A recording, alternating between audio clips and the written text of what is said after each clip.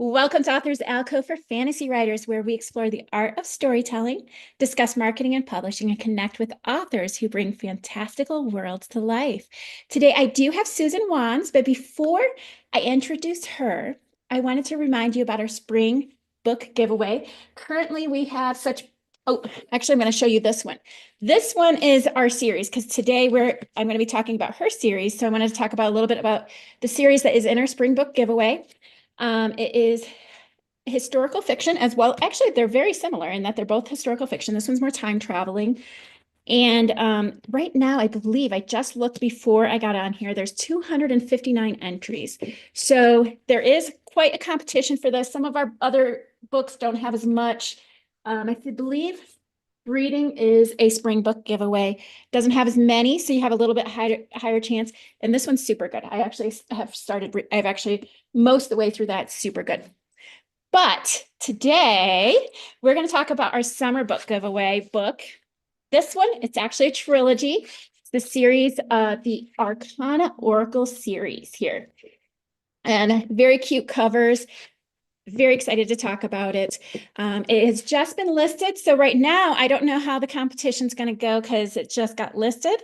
There's you can scroll down on authorsalcove.org if you want to find that one. And then it'll be the top one once the summer book giveaways because it is my first one that I listed. Anyway, now we're here to talk to our guest, Susan Wands. Welcome. How are you today? I'm good. Thank you so much for having me on your program. It's just a delightful panel that you always put together. Oh, thank you. And I wanted to also just talk a little bit about your book. It's a historical fiction and fantasy. I can't wait to I have a lot of questions because I'm very interested in tarot decks. And this one explores the life of Pamela Colman Smith. She is the mother of the modern tarot deck with a fascinating background in theater and tarot. Susan Wands, I'm talking about Susan Wands here. She has a fascinating background in theater and tarot. So I'm going to be asking quite a bit about tarot and also a little bit about her hybrid publishing experience because I find that very fascinating. Anyway, do you mind just sharing a little bit about the book itself and what brought you to start writing about it? Sure. I've always loved tarot cards. Ever since I was in high school, I was a tarot reader for advertising agencies and, for my close friends and such. And when bought my first deck, there was this little tiny pamphlet inside the deck that described the woman who created it, but her name wasn't on the cards. It was called the Rider-Waite deck. And I kept going, so who's Pamela Colman Smith? And it turned out it took 100 years for her name to be on the deck of cards. Finally, in 2009, it's now known as the Waite Smith deck. But this deck of cards I use as meditation, I use it as guidance, I use it as a way to center myself. But I became obsessed with Pamela's story. So I spent about 8 years tracking down where she lived, her family. I mean, she was such a fascinating person. Her father was the grandfather of Brooklyn. She was born in London. She lived in Jamaica. She went to art school in Brooklyn. She moved to London and was part of the magicians group. So it was just like so juicy and so wonderful that I thought I need to really break it down this path, especially the first 22 tarot cards. They're like a path of self actualization. So we started with the magician and fool when she was a young girl and first came into her magical powers. And then the next group is the high priestess and empress, where she learns her womanly intuition and how to be creative. And then the third book that I'm just publishing next week is the Emperor and Hierophant, which is all about authority and guidance and structure and rules. So these books are really a world into the magical fantasy that Pamela experienced being part of the magicians group in London in the 1890s. And Bram Stoker was a part of it. Conan Doyle, who wrote the Sherlock Holmes, all these people were studying magic. So my series is based on Pamela's trying to get her tarot cards up, but there was another tarot card developer, Aleister Crowley, who hated her and wanted her cards to fail. He also put out a tarot deck in his lifetime. So the two of them really butted heads. And it's her journey how to claim her personal power, publish her tarot deck, and really become the magician that she was meant to be.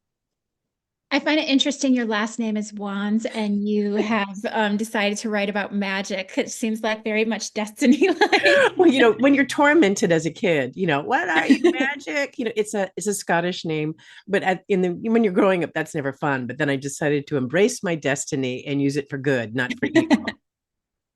So this is set in Victorian London and it is historical fiction, yet also fantasy. Um, how did you do your research for this particular book? Well, I started researching this before there really was the internet. So you would go to the library and ask them to borrow books. But once the internet came along, it's amazing how much information you can find. I used to go to Stamford, Connecticut, where their tarot warehouse was, and there was this guest book that Pamela Colman Smith had during her parties in London. And I took a picture of it and I put it on Facebook.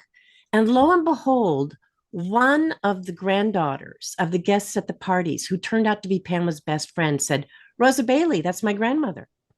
And so all this amazing information would happen, tracking down her family and where she went to school. And there's been some wonderful books printed about Pamela's world, but it's the family and it's the friends that I've contacted through the internet that have really bought me the juicy tidbits in finding out who she was, because she was an amazing artist. Her artwork is in 22 museums around the world, not just the tarot deck. So there's just so much good stuff to find out about her. It's been a real joy. So I'm not sure if you researched this as well, but I'm just curious. But so she is the mo she she's the creator of the modern tarot deck. How long were tarot decks around before she got involved? Well, the very first deck was in 1441 in Milan, Italy, and they were a Tarocchi deck by the Visconti Forza family. So these Italian cards were put together sort of as a tribute to the Duke and the Duchess of Milan. And through that time, they went from Italy to France. And in France, sort of a magical society during the Bastille, during the Revolution, called the Étoile period, they began to associate tarot cards with Egyptology and magic. And Pamela went to the museum in England and at the British Museum, and she researched what was called the Solabusca cards. And so she took inspiration from them. But this tradition of using the images of these archetypes, especially for women who couldn't read, they were used as a sort of forms of guidance, meditation, communication. And so these cards have been used for all sorts of situations since the 1500s. So a series, or not a series, a book that I've always wanted to read, and I have started it probably 4 or 5 times and never actually got through it, is Dracula. And Bram Stoker is the author of that. How does Bram Stoker and Dracula tie into your particular book series? Oh, I'm so glad you asked. I'm so excited to tell you this. Bram Stoker was actually Pamela Colman Smith's first employer. He hired her to go on tour with the Lyceum Theater. And so she moved from the United States to back to London, where she was born, to be part of this theater company. Because at that time, Bram Stoker was the general manager of the Lyceum Theater. And the person who was like the superstar of the day, Sir Henry Irving, was the prototype for Dracula, because he was sort of this sexy, stern, deacon, repressed monster saint person. And so Bram, in addition to the legends he was born in Ireland. So he took the legends of the undead from the cholera epidemic in Ireland and the vampire myths from Europe. And he sort of mashed them up with this narcissistic superstar of Sir Henry Irving. And Pamela was around during the time when Bram was trying to publish his book.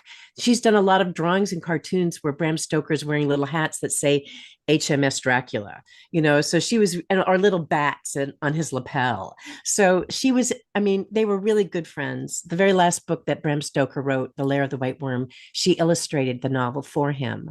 So I think, and they also belong to the same magical group, the Golden Dawn. So in the book, Bram Stoker becomes quite important to Pamela, especially in the last book, when he's teaching her how to make boundaries. I mean, I think it's such an important idea right now. Who is a ruler? Who is an emperor? Why should they guide you? How do you become an emperor of your own life? And so Bram really became a mentor to her, not only in real life, but in this book series. So what was it that made you Excuse me. So when you were thinking you wanted to write about her story, what was it about her that made you feel like she was going to be a compelling protagonist and that she would really resonate with the modern culture today? There's so much about her that's still a mystery. And even after all these biographies, there's a lot about her that we don't know. I think when a lot of people look at her picture, they think, oh, she's a young mixed blood Black person from Jamaica. But the fact is, she was born to two white parents in London. And she spent her age from 10 to 15 in Jamaica with her parents. But then she was orphaned by the time she was 20. So not only was she a prolific artist, she did books and calendars and did a one woman show about Jamaican folk tales and created these amazing paintings. She had a condition called synesthesia, which is when your brain sort of cross hatches experiences, like you taste colors or you see a vision. I mean, as babies, our brains are like that. They're still learning how to do senses, but people whose brains, especially artists, experience the senses in a different way. And so Pamela created a series of paintings using primarily her synesthesia. So there's so much about Pamela that I love and could talk about for hours because she was just an amazing person. She did posters for the women's rights. She went to jail. She had friends over to make all these amazing art pieces. She was just really an amazing person in history. And is her story done as far as is it going to be a trilogy, or do you think you'll be writing more about Pamela? I hope to write all 11 books because, in tarot, there are 22 cards called the Major Arcana. And so I've paired these cards in order. Magician and Fool is the first book, then High Priestess and Empress. Emperor and Ah. Hierophant is the third. And I'm now working on the fourth book, which is Lovers and Chariot. So I hope to get all Okay. the way through so that each one of the pairing of the muses teaches Pamela valuable lessons how to be in charge of her magic.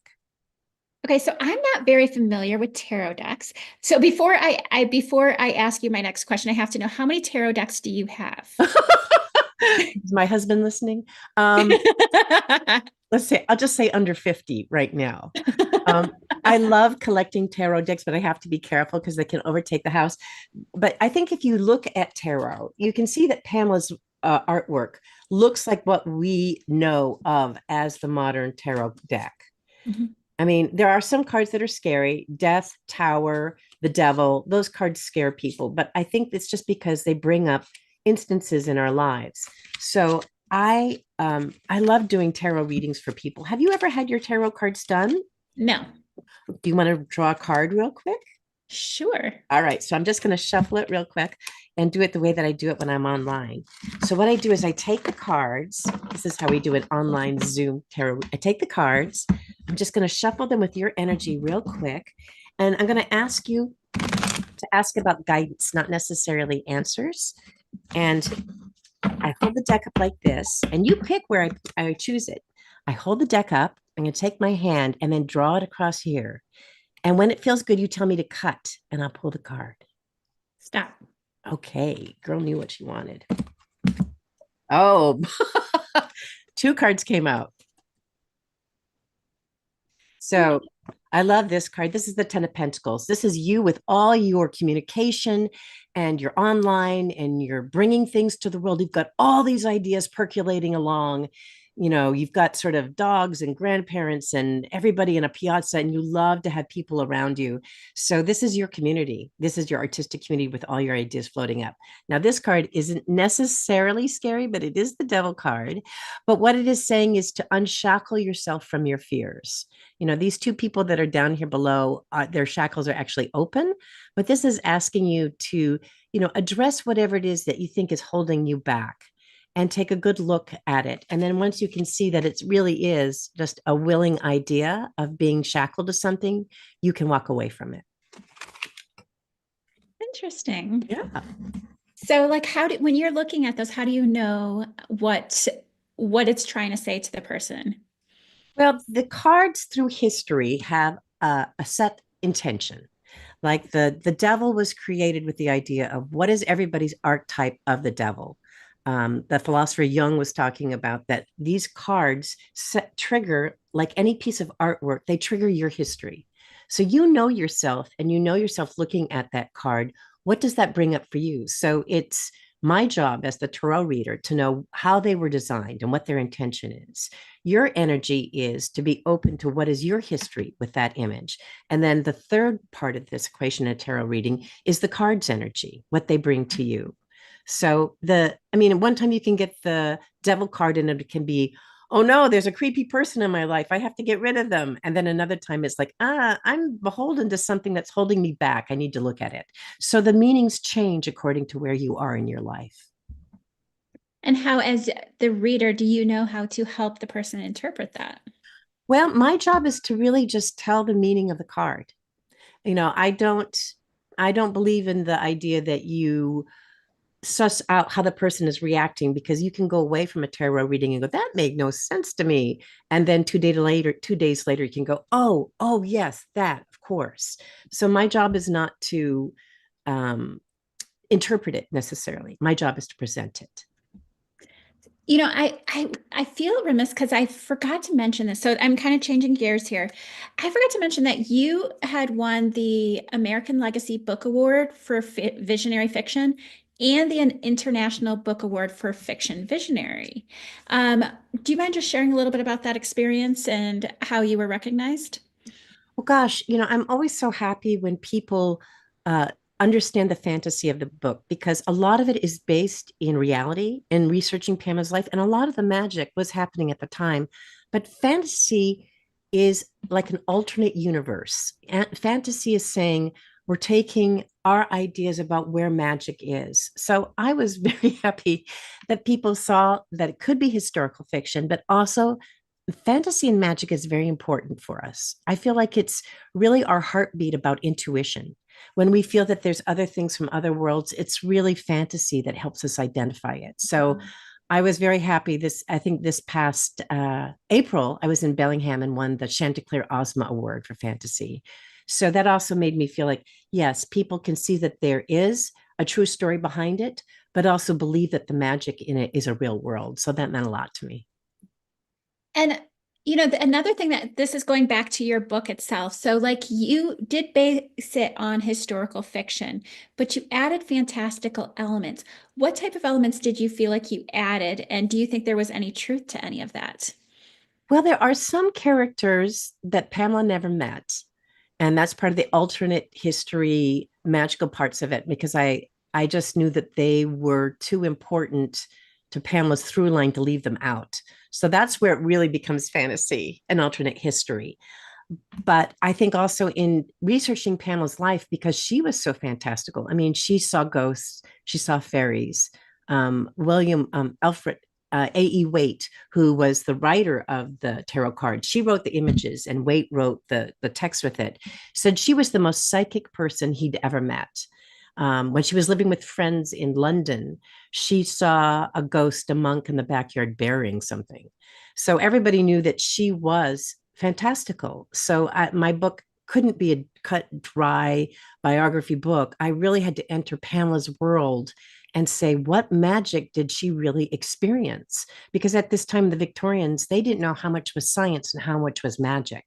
Electricity was invisible, telegraphs are invisible. What else is invisible? A lot. It's funny. I have been told by several different people that I've been told that I'm a prophet, and I'm like, so sure about that. But I do know that I feel like there are some people that are more in touch with like the spiritual world and all of that, and they tend to be more in tune to those sort of things. There's one thing about magic I will say. It's really fun to study. It's also so important to close the gates every time you do something. There's boundaries. Otherwise, you can just get sucked into a really crazy world. So you step into magic, you step out of it. I think that's what I feel like when people have told me that they can tell that I have certain energies and stuff. And I think it's that I know that there's those boundaries that need to be placed, and they kind of scare me, I guess. I guess Yeah. you could Yeah. And they should, because there's crazy things out there. So, yes, it's important to have say. boundaries. Anyway, you actually published through Spark Press, which you had told me before was a hybrid publisher. Do you mind just sharing your experience with that? Sure. Hybrid publishing means that I share the costs of printing the books. They're still what we consider a closed shop. In other words, they don't take everybody that submits to them, but they do want your books to get out in the world. So what they do is that they set a contract with you where you pay them two lump sums and you go through editing and proofreading and copywriting, and they get your book in printable form. You print for the books to be placed in a warehouse, and now Simon and Schuster will distribute it. You get a bigger cut of the profits than you would in traditional publishing, but the onus or the responsibility for marketing and PR is on you. So there is a lot to be done to get your book to be noticed in this world. That's why I appreciate you talking to me about my book series. But it can be very empowering because it is up to you to work with this team. What do you think the book cover should be? And where do you want it to go? And how do you want it to say? So you really get a hands-on education about the publishing industry. It's not for people who are scared of being go-getters. You have to have a lot of initiative and ideas about what do you want your book to do.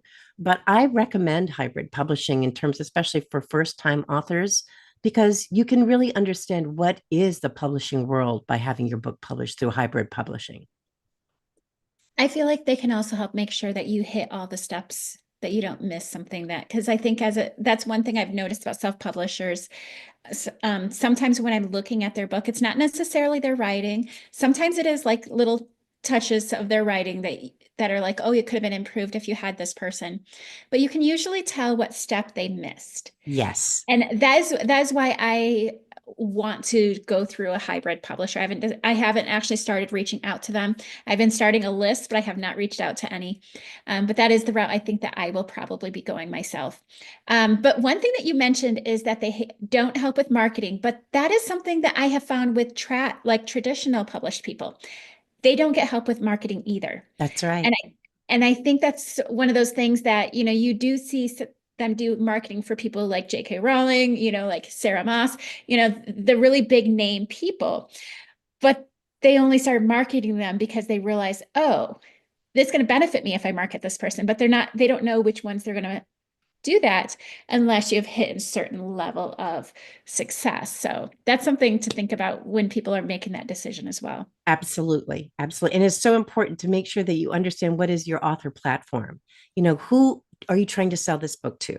And also, to use caution, there are some hybrid publishers out there that are not reputable. So there's a good list of reputable hybrid publishers. So it's important to do your research about which ones actually come through for you.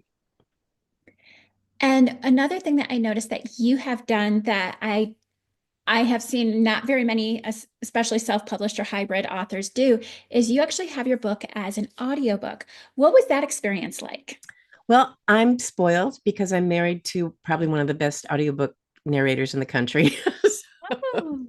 my husband, Robert Peckhoff, he's right now, he's on tour with the national company of Moulin Rouge, playing Ziedler, but he narrates books with some of the top narrators, January Lavoie and all these other people. So we you can have it published and produced by these Audible companies, but Robert knew how to do it. So, and he's also a fantastic narrator. So I think I cooked him 4 or 5 of meals of his dreams, and he recruited January, and we hired her to do the female voices. And he's done the male. Eventually, we'll get around to doing the other 2 books on audiobook too. But it's taking us a while to make sure that we know where our the audiobook world has changed so much that as a self-published audiobook producer, you have to really know what you're doing. So it's not for the weak of heart, but it can be done. I do have to say that getting a good audiobook reader is so important. Like my daughters and I listen to a lot, and it's kind of funny because like we'll go from somebody who is just phenomenal at reading these, and then we go to another book that is an excellent book, but my daughter's like, I don't want to listen to this, or I don't like this book. And it's because they it's not a great audiobook reader. And it's usually most marked with like a most noticeable difference when we've just listened to somebody who is absolutely amazing, who does really great voices, who like articulates well, and then we go to somebody who would probably read it like I would. Well, Robert and I love to be in the car and listen to other audiobook recorders, narrators, because he always learns something. And you can hear some fantastic readers. They're great actors and storytellers. So you're right, the narrator is everything. Oh, after the writing. Yes, yes. My one of my favorite series to listen to is the Grimm sisters. But I write middle grade, so I like the Grimm sisters. Is there an audiobook that you have really enjoyed? Gosh, we listened. Oh, I can't remember who did it, but it was The Godfather. I think it was Montagna. What's his name? Joe Montagna. He did it, and he did all the accents of the gangsters so brilliantly. And accent work is hard, to be authentic. So, kudos to anybody who can do audiobooks. And really, there's some fantastic female audiobook narrators. Barry Kreenick, oh, who's my other darling? I'll think of her name 2 minutes after we've hung up. But there's some fantastic film narrators that I follow too. Uh, has your husband done anything that's notable? Well, he does a series called the Cressley Cole series. They're sort of paranormal, and there's a huge following for him after that. He also does a lot of political books, but he's mostly known for Cressley Cole. It's sort of very sexy vampire stuff. I hate his vampire voice because it scares me, and every once in a while he will come up behind me and use it. So there you go.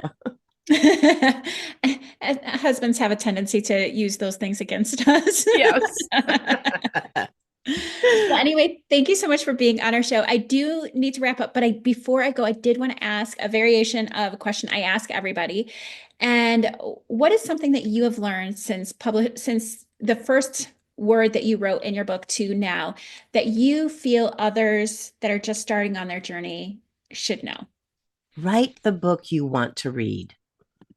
That's your inspiration will carry you through everything, all through the edits and the publishers and the people who, don't like your writing or don't understand it. Sometimes it takes a while to understand what you're doing. Just write what you love, and that will come through the printed page. I agree with that. And I have to laugh when I see the meme that says, write the book you want to read because you will be reading it 5,000 times. Well played. Well played. Well, anyway, thank you so much, Susan, for joining us on Authors Alcove. To my listeners, if you're intrigued by the Arcana Oracle series, be sure to check out Susan's website, susanwams.com, for more details on her books and upcoming releases. And don't forget her third book, Emperor and Hierophant, is coming out in May. Oh, it is May, May 1st. Next week. Yeah. Yes. I have it right here. This is the first book. So if you haven't started reading it, make sure that you start with this one.